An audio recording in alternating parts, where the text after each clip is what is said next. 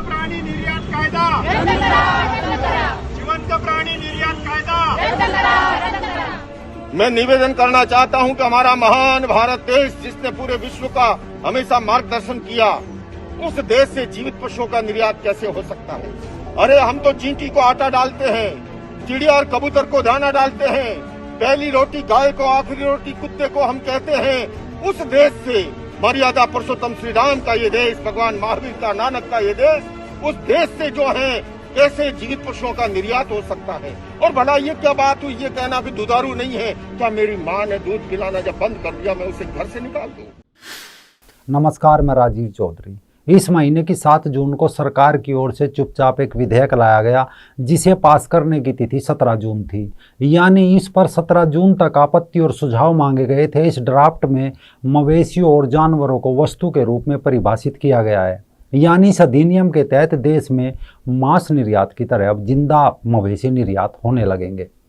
सरकार ने पशुपालन डेयरी मंत्रालय की वेबसाइट पर इस बिल का एक नोट जारी किया और 10 दिन तक सुझाव मांगे। ध्यान रखिए, पूरा बिल अंग्रेजी भाषा में डाला गया था ताकि हिंदी भाषी बेल्ट में, हिंदी भाषी प्रदेशों में कम ही लोग इसे समझ पाए। आखिर क्या था यह विधेयक जिसे सरकार चुपचाप ले आई?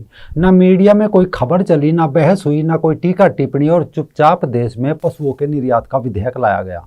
अब इसे कुछ ऐसे समझिए, अभी तक Bharat state of the global Islamic economy report के अनुसार दुनिया का सबसे बड़ा हलाल मीट निर्यातक देश है। तो अब आगे भारत जिंदा पशुओं को भी निर्यात करने जा रहा है। बताया जा रहा है कि अब गाय, बैल, भैंस, बिल्ली, बंदर समेत अनेकों जिंदा पशु विदेशों में बेचे जाएंगे। इसके खिलाफ 17 जून को, आज से 3 दिन पहले, देश की अनेकों बड़ी हस्तियां सामने आई और भारत सरकार द्वारा लाए गए इस बिल के विरोध में वीडियो और ट्वीट जारी किए। इसमें वर्ल्ड कप चैंपियन टीम के कप्तान कपिल देव से लेकर जैन समाज के साधु संतों समेत अनेक युवा और पशु प्रेमी संस्थाएं आगे आई। आइए सुनते हैं पहले किसने क्या कहा।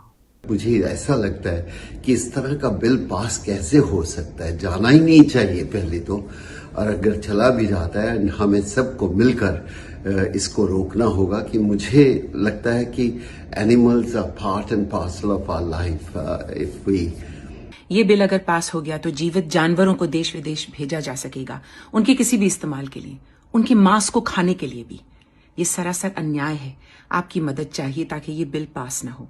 यानी देश भर के अहिंसा प्रेमियों ने पशुपालन मंत्रालय से मांग की कि पशुधन आयात और निर्यात विधेयक 2023 पर तुरंत रोक लगाई जाए। ये विधेयक कृषि प्रधान और अहिंसा प्रधान भारत की अहिंसक संस्कृति के विरुद्ध है। हालांकि अभी तक इस विधेयक को लेकर देश का जैन समाज, उसके साधु सन्यासी ही मुखर है, जो कह रहे हैं कि सरकार द्वारा इस प्रकार का विधेयक लाना मनमानी है। जीवित पशु पक्षियों को वस्तु की श्रेणी में लेने को भी अनुचित बताया। कहा कि आयात निर्यात पशुपालन विभाग का कार्य नहीं है। मांस निर्यात तो गलत है ही, अब जीवित मांस का निर्यात भी क्रूरता और संवेदनहीनता का एक विभत्स उदाहरण है। आगे कहा कि देश में पशुपालन मंत्रालय चल रहा है, पर अब उसका नाम पशुपालन नहीं अपितु पशु मारण मंत्रालय होना चाहिए। हालांकि यहाँ एक बात गौर करने की ये भी है कि इस बिल के खिलाफ केवल जैन समाज के ही साधु संत सामने आए।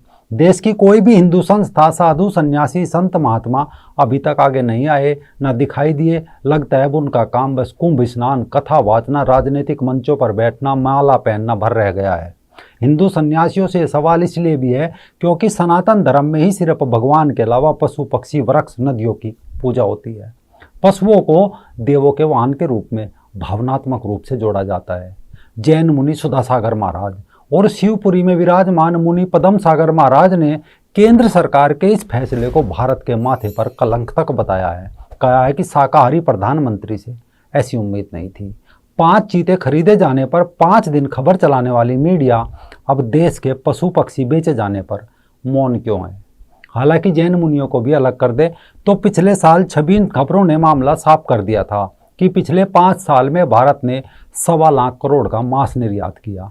State of the global Islamic economic report 2020-21 के अनुसार दुनिया में सबसे ज़्यादा हलाल मीट का निर्यात ब्राज़ील करता है। दूसरे नंबर पर भारत है। इस रिपोर्ट के अनुसार 2020-21 में ब्राज़ील ने $16.2 अरब का हलाल मीट एक्सपोर्ट किया, वहीं भारत ने $14.2 अरब का हलाल मीट निर्यात किया था। इसके अलावा APEDA की रिपोर्ट के अनुसार भारत में दुनिया भर के 70 से ज़्यादा देशों में मीट और एनिमल प्रोडक्ट्स निर्यात किए जाते हैं। रिपोर्ट बताती है कि देश में 111 यूनिट ऐसी है जहां तय मानकों और गाइडलाइन से जानवरों को काटा और यहीं से मीट को एक्सपोर्ट किया जाता है। हालांकि इसके अलावा देश में हजारों की संख्या में अवैध बूचड़ खाने बताए जा रहे हैं, लेकिन जो मान्यता प्राप्त बूचड़ खाने हैं इसके लिए भी बाकायदा सब्सिडी दी जाती है। साल 2017 में जनसत्ता में छपी एक खबर के अनुसार सरकार ने 2014 से लेकर 2017 के बीच 3 सालों में बूचड़ खानों के लिए लगभग 68 करोड़ रुपए की सब्सिडी भी दी थी। बहरहाल ऐसे मुद्दों पर ज़्यादा शोर शराबा नहीं होता, सब खामोश ही रहते हैं, लेकिन सवाल उठता है कि क्या कुत्ते बिल्ली समेत अनेक जीवित पशु बेचकर भारत विश्वगुरु बनेगा? अपनी आत्मा से सोचिए, अपनी आत्मा से सवाल कीजिए, कमेंट बॉक्स में अपनी राय जरूर दीजिए।